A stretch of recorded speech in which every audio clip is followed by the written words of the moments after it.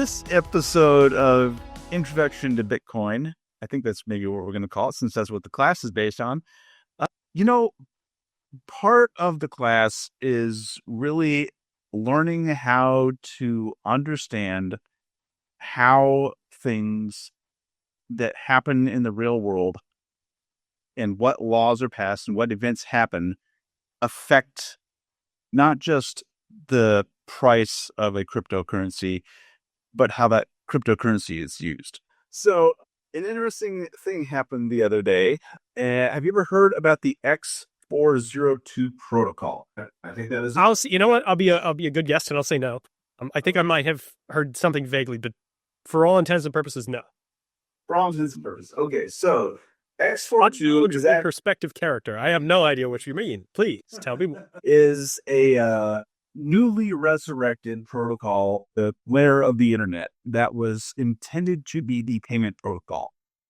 And this was kind of like lost for a long time because it hadn't really had a need to implement it.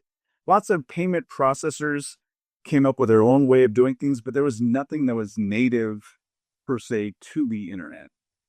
And the interesting thing is that this protocol was resurrected by a number of companies, one of which is the new crypto bank that has been chartered by Lucky Palmer. Now, if you don't know about Lucky Palmer specifically, you'll know from his work, as in he's the one who came up with the Oculus. Like the Oculus Rift. Yeah, VR goggles. The very same. The dude who was walking around on the beach barefoot and had like a lot of press about his feet for some reason. Yeah. Yes. And he also has a lot of press because he runs the defense contracting company Anduril. Why do they all get named after Lord of the Rings? Why is this? Why are we letting these people co-opt Tolkien? Because he loves Lord of the Rings, okay? It's just a thing. No, and that's valid, but Palantir even named themselves after the evil shit. Yeah, you can't get more on the nose than that. Good God. So anyways, there has been an issue in the crypto community with banking. And a lot of the struggles come from who do they bank with, right? Who do they lend and borrow money from? And it's been a problem. It's been a struggle. Normal banks don't want to touch any companies that deal in crypto. And I talk about this in my presentation, whereas banks literally do not have or are not required to have any of the assets on hand, either physically or actually within their digital coffers of the money that is being given to them by their customers. It's not required. It used to be 10, they had to have 10%. Now it's 0%. And Lucky wanted to open this bank in order to be able to facilitate business among crypto companies. And they tried it a while ago and they got blocked. And the ironic thing is that they wanted to have a 1-to-1 ratio of US dollars, or it would be USD that they kept physically at the bank, or in this digital form, it would be fully available for use. So they wanted digital currency. Yeah, they wanted to have 100% available, whereas normal banks were able to not have any available. And so kerfuffle happened. They won't give them their charter back then. But things fortunately change. Sometimes it takes a new administration, whether you agree with it or not, but it's for the better as when it comes to crypto. So their new bank has been chartered, and I think they're working with a couple of other groups, and they're resurrecting this X402 protocol. And a lot of things start coming together now. So if you don't know anything about stablecoins, people really need to learn more about stablecoins, and that if you're a crypto hater, stablecoins are for you. Yeah, it really is. And they're basically just United States dollars. And the coins, like, maybe this is a reductive way to put it, but they're really baby's first crypto. Like, it's the perfect baby's first crypto because it's just whatever money it's attached to in digital blockchain form. Yeah. They're stored on the blockchain. And the way that it is, USD is minted, USDC or USDT or whatever, is that whatever bank or issuing company is issuing the currency, they buy up U.S. Treasury bonds. All right. Now, this is a very, very good thing. And the reason why is because we've talked about this prior in that we have a petrodollar. There's a demand for the dollar to be used in trade for oil around the world, right? Well, USDC and USDT, there's also a huge demand in many countries around the world to be able to use them because the US dollar, compared to other currencies, is a safe haven. Can you very briefly touch on the difference as it is between USDT and USDC? I know that USDT came first, and that they're run by different entities, but they're both pinned to US dollars. So why one, why not the other? Does the difference matter? Right. The difference, for the most part, won't really matter to people. USDT is USD tether, as in it's tethered to the US dollar, and it came around first because people in various types of blockchains needed a means of trading Bitcoin for a stable coin. They needed something that they could trade. They wanted to be able to do US dollars for Bitcoin or other on chain. Yeah, but they couldn't figure out any other way to do US dollars. Now Coinbase has the ability to just do straight US dollars. Like they have that function now. But I think under the hood, is it still functioning through a stablecoin or? Well, it depends on what rails you're talking about. So if you're talking, you could do USD for ETH or something on. Yes. Yeah. So that's the Coinbase, but you could also do USDC for. Yeah, whatever. So technically, it's kind of like the onboarding process. What they would do is they would take a deposit from your bank in USD, normal US dollars, right, and then they would trade it for the equivalent amount of whatever crypto you want. And so that would be the onboarding from USDC to a crypto, and it could be just to USDC, which it is for me most of the time. Now, before I derail you too far here, No. Look at one last quick little thing before you get back into the story. But now, if you get taxed every time you sell a crypto for US dollars, if you sell a crypto for a stablecoin crypto like USDC, it's not US dollars, but it's equivalent to US dollars. Yes. Is that a taxable event? Yes, that is taxable. Yes. Anytime a profit is realized, you are taxed. Now, is a profit realized when you go from ETH to Bitcoin? Because, I mean... Yes. Yep. But profit is defined by who? As well, so you have to take the price of... So say you were going to take the price of ETH and the price of Bitcoin when you first bought that ETH. If the ETH you purchased raised in value relative to the Bitcoin, and then you sold it, which is generally the only event in which you'd be buying it with whatever Bitcoin you have. Yeah. Yes. So the value had. Yes, it raised in relative to that. But if the value went less than Bitcoin when you sold it, you'd have less ETH. You would have saw a loss. Because wasn't there a time when it was only a taxable event if you moved to US dollars specifically? Or I don't know. The tax... There was a Wild West when there was no taxable event at all, but yeah, Well, it used to be that they considered Bitcoin and other cryptos actual currencies, and there is no tax when you're buying or selling currencies. So, but now they're considered assets of some kind? Yes, they're considered commodities. Commodity says on that. And don't worry, that's not derailing. That's actually helping explain. All right, sorry. Very clearly. Back to the train of thought here. Back to the train of thought. So USDT is one brand. It actually originated on the Tron network, and it migrated to the Binance blockchain and to ETH.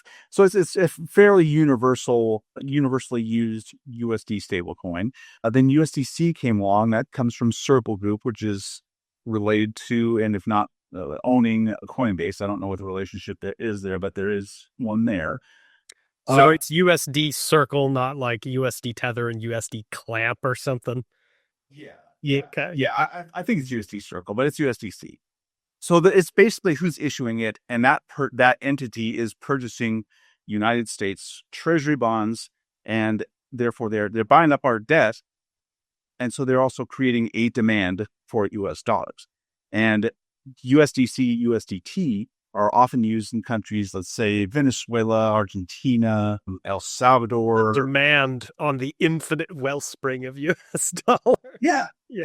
So all these countries that have seen their national currencies devalued want to maintain their assets. So they would sell their home currency and buy up United States dollar currency because it would preserve its value better than their currency, which was inflating at a much higher rate. So cross-border payments is a huge deal. And because more countries that are having these kinds of issues want to stabilize or transition to a stabilized currency, that creates a higher demand for the US dollar. So it actually would help reduce inflation the more it is adopted in crypto, and nationally and internationally. So that's a big bonus, huge bonus that's going on there. But the other thing is a lot more interesting. And they've been thinking about this for a long time, and this is the perfect implementation of it, in that AI can't open a bank account. They can't do the CAPTCHA. You're not about to say it should be able to, right?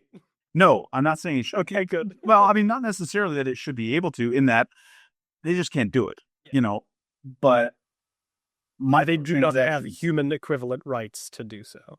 Correct. But microtransactions, unlike a corporation, an AI is not a person. Yeah.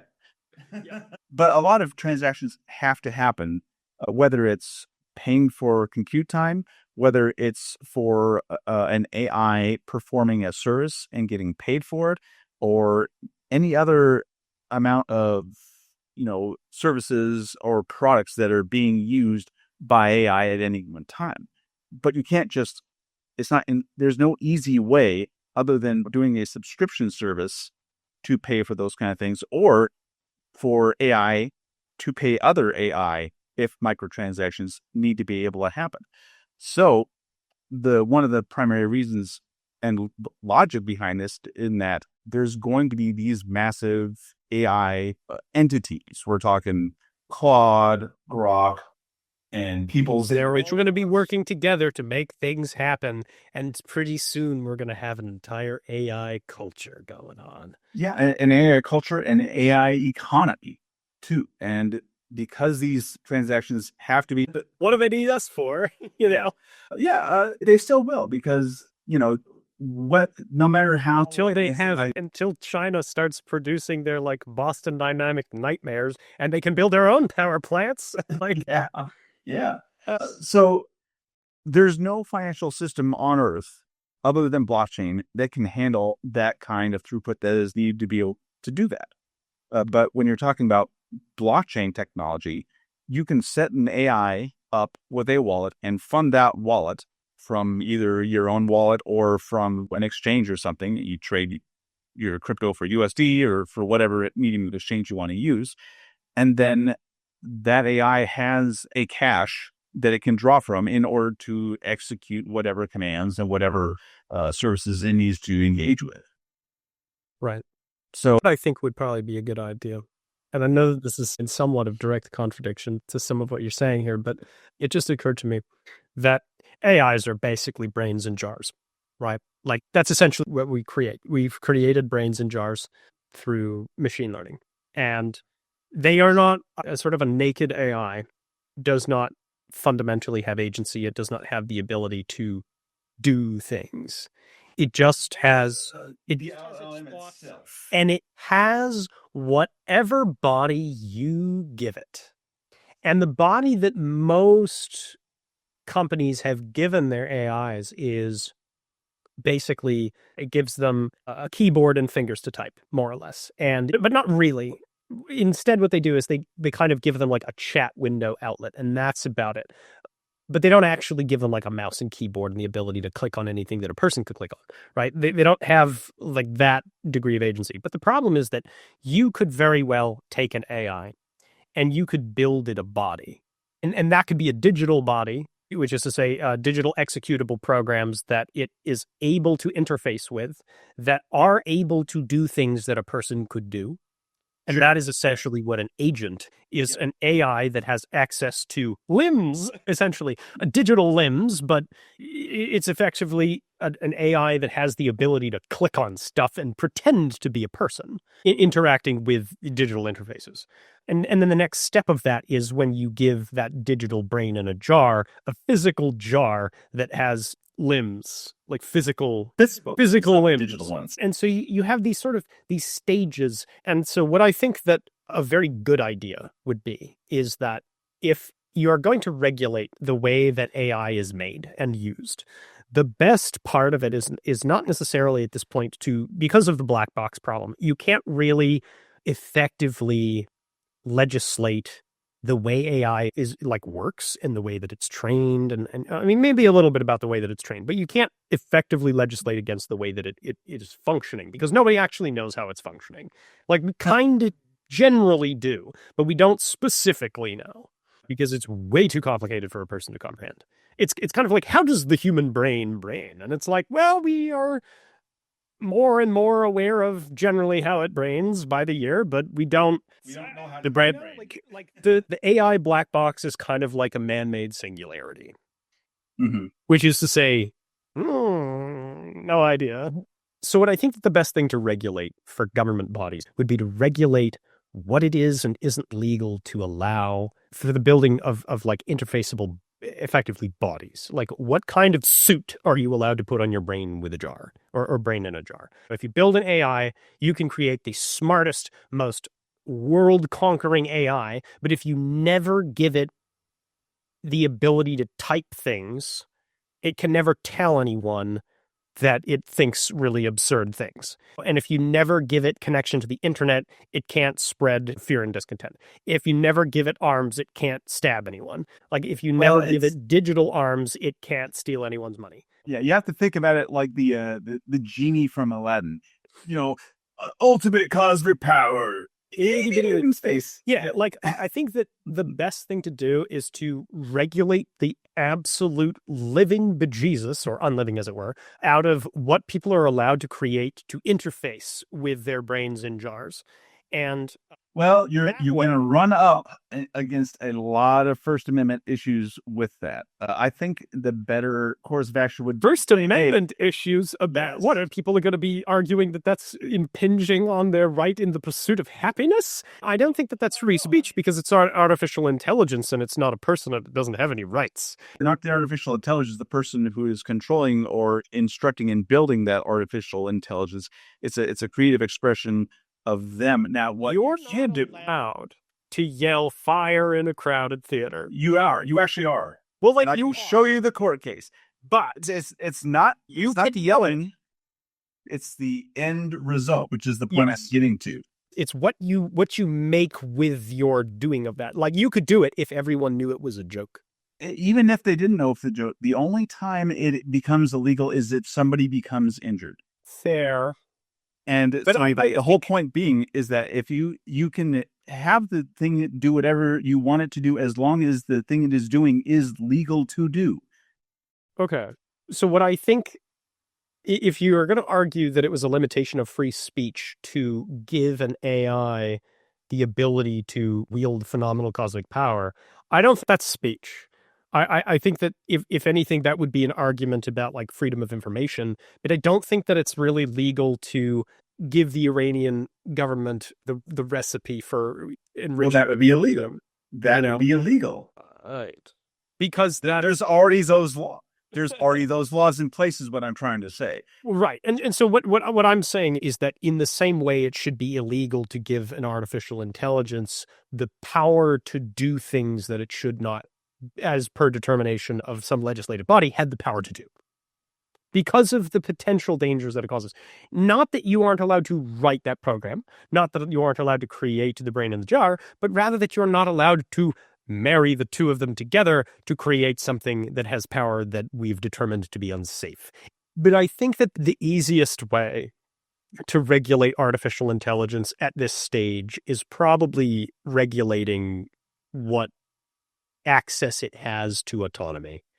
because the ship has sailed already in terms of what we're willing to say or like limit about what kinds of brains you can create for an AI, but just what you allow it to do and what you allow it to have influence over. Like, do I think that that's perfect? No, because obviously someone is going to be like, ah, ha, ha, I will create Skynet. Like someone will probably do it. But the thing is that they have to have the means to access things themselves in order to give that means to access to someone else. Right. And so obviously, if I have the means to access traffic control data and I give that to an artificial intelligence, that's on you. You're going to jail.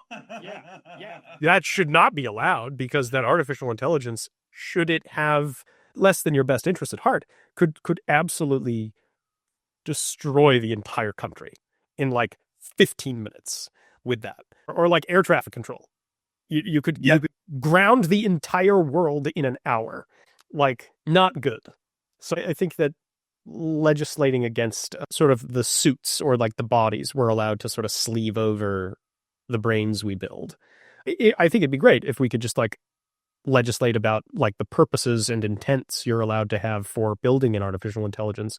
But essentially, we've discussed this quite a bit. Like general all-purpose artificial intelligence has like way more potential to go wrong than like hyper-specific tool artificial intelligence. It's kind of like the difference between creating a human being, which is a horrifying concept in a lot of ways, versus creating like a pigeon, which in turn can be incredibly good at very specific types of like cognitive tasks, but is ultimately very dumb.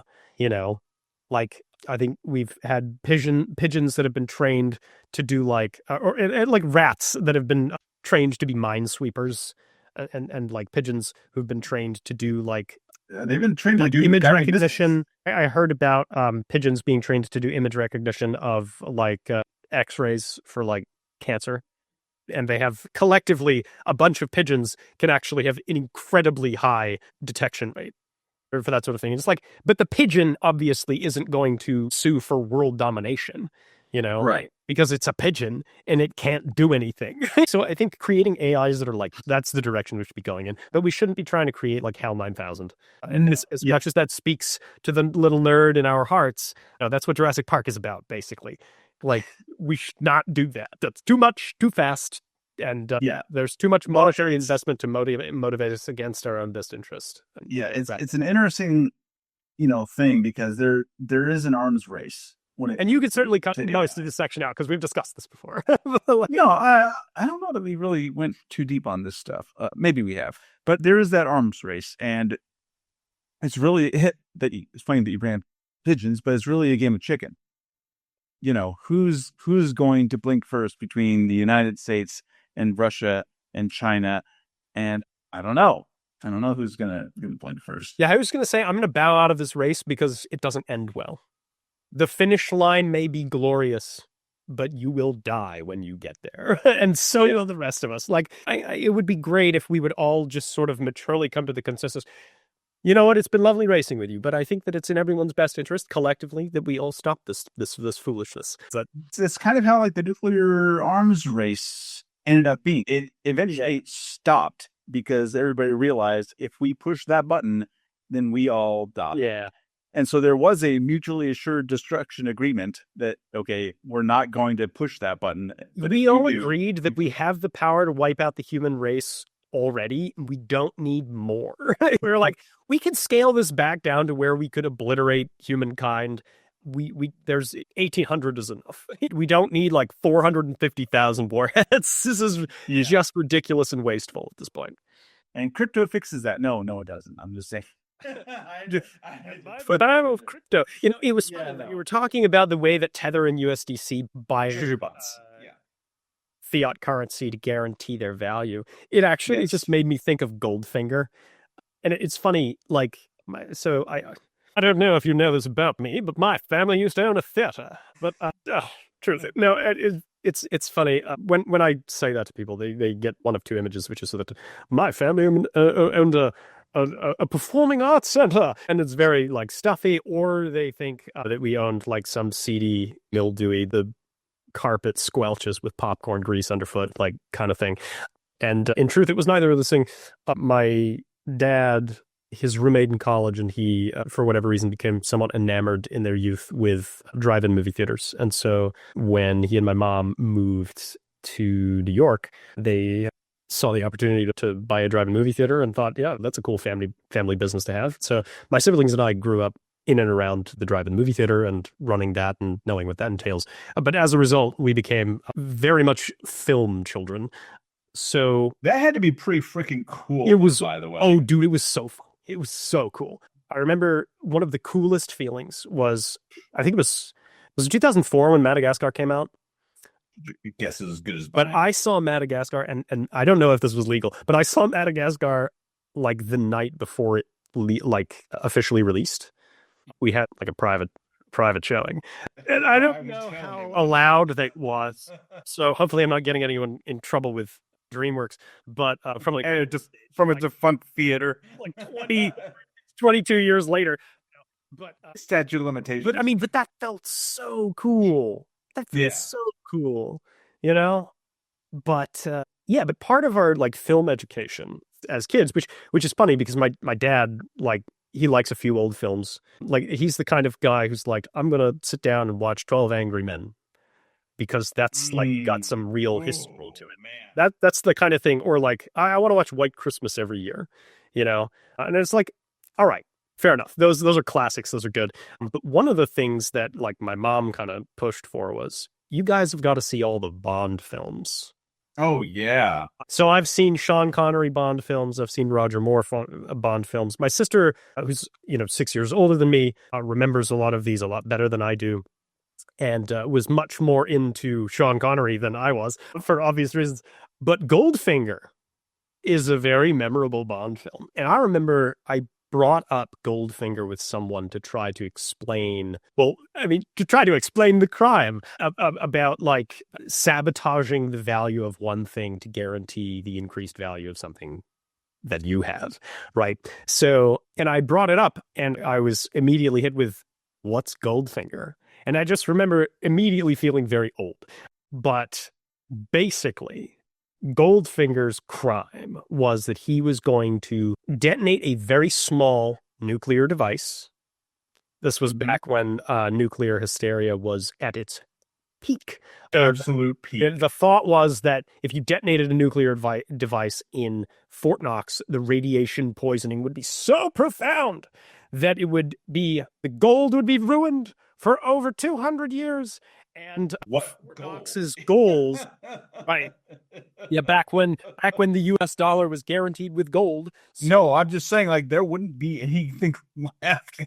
Well, right. That's hence very small nuclear device. The idea was to poison the gold with radiation so that it would be unusable, unapproachable, and so that his relatively major compared to any other private collector, but minor compared to Fort Knox, his gold would increase in value. Now, what I don't think you discussed is the fact that since all that gold was guaranteeing the U.S. dollar, you'd have other problems. But he had a whole lot of gold, and so he was going to destroy, effectively, the larger collection of gold, so that his collection of gold would now be the de facto largest collection of gold in the world.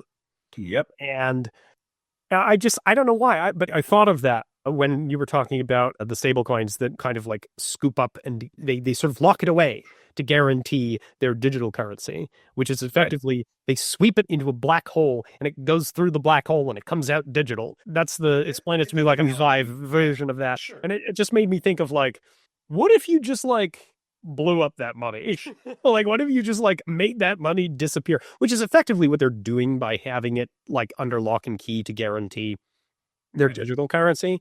But like, essentially what's happening by doing that is they're locking away that money so that it's no longer in circulation, so that the effective like pool of money is now smaller, which raises the value of that money. It's ever so slight. It's such a small amount. Yeah, ever so slight. Right. But now the digitized version of that US dollar is now USDC and not USD, which is odd because you would think that that would just mean that that's just converted it and it still operates within the same ecosystem as USD and therefore Right. it has no effect. Well, think about like an Amazon gift card, right?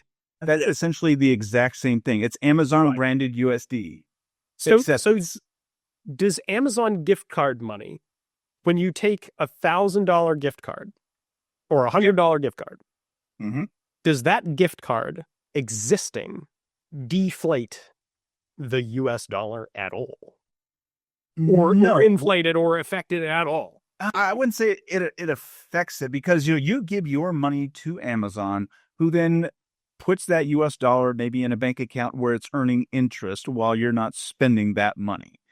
And then you have to buy, like the company store, you have to buy from them. And so they're making money while you are not spending your money. So in a sense, they are taking your $100 and then they are making up $100 more dollars. Yes. And giving it back to you. So now what they've done is they've multiplied $100 into $200. So they've actually inflated the currency, kind of. Yes. You could say that. But they also have that $100 and they're keeping it for themselves. So it's not in the ecosystem at all. Is it doing anything? I mean, because they are lending it out, they're earning interest on it in one way or another. The value, it would theoretically be inflating, but because it's not in circulation, it's just an asset really at that point. Yeah. Well, because the reason I bring it up is because earlier you had said that as Tether and Circle will like sweep up large quantities of US dollars in order to guarantee their newly minted stablecoins, they will lock away large amounts of currency and they'll buy like treasury bonds and things like that. And in effect, they will deflate or like raise the value of the dollar. But aren't they essentially doing the same thing, which is that they are technically inflating it by taking dollar and making double dollar? Like, you could look at it at the same way, but the difference is what it does functionally and what it does technically are different. Yeah, because I don't think they're not making money while it's being physically locked away. So they're not able to invest it and like do bank things with it. I'm sure they can. The whole purpose is to do bank things, but you need to have the customers to do the bank things. So they do bank magic, as they have come to coin it, and with USDC to grow their pool of wealth through the use of the USDC rather than the use of the USD itself. Correct. Yes. Because it would feel very weird if they were taking large swaths of USD and then printing USDC against it, and then wielding both.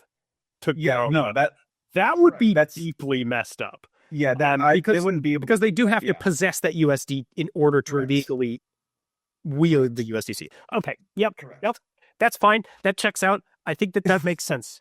Well, and think about it. Like, if you're going to charter a bank and you are working on the most transparent medium possible for financial means, do you want to do that risk of trying to double dip your fingers when everybody can see it? I mean, because they can't see that in normal banks. You could ask me that question and I'd give you one answer. But if you were to ask an actual bank that question, I think they'd take that bet. Most of them have, but most of them are established and they're already basically safe. This is probably the most unsafe bank legal wise because it's under so much scrutiny, right? So you have so much scrutiny. Your blockchain. Oh yeah, they have to play nice. But the banks that are established seem to really like doing really irresponsible stuff. Of course, because they have the ability to hide the irresponsible stuff. And if they ever mess up, they can just say, "Oh, please, government, please help us. We made a little itsy. Like, we need a little bail. Please give us a bailout. We just need a fine to get out of this and we'll be okay." Yep. Well, dude, really appreciate you hanging out.